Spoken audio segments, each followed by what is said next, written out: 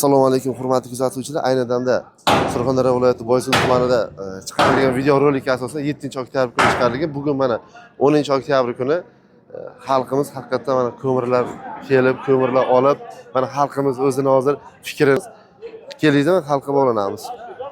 Xo'p. Assalomu alaykum. O'zingiz tanishtirib bemalol. Assalomu alaykum hurmatli fuqarolar, Surxondaryo xalqi.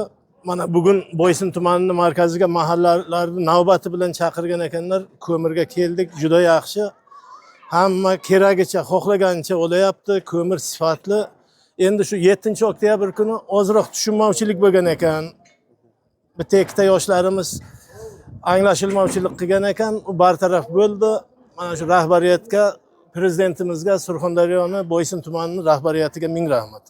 Bitta davlatga sharoit bo'lsa shuncha bo'ladi o'g'illar. Aka gapga qo'shilamiz-mi? Hamma xursandchilikmi? Xursandchilik rahmat. Opalar xursandchilik hammada?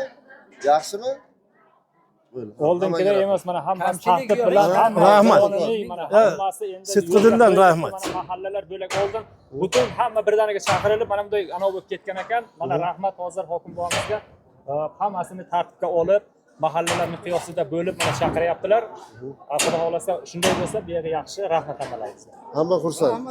Rahmat. Hamma xursand. Rahmat. Hamma inshaalloh.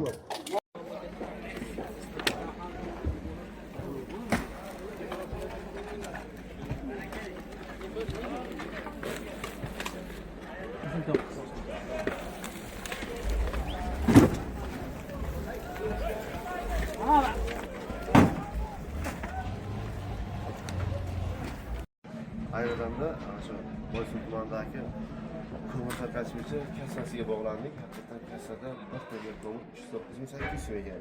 Haqiqatan siz qancha olyapsiz? 1,5 tonna olyapsiz. Shuni to'lov qilyapsiz. Siz qancha olyapsiz? 1 tonna.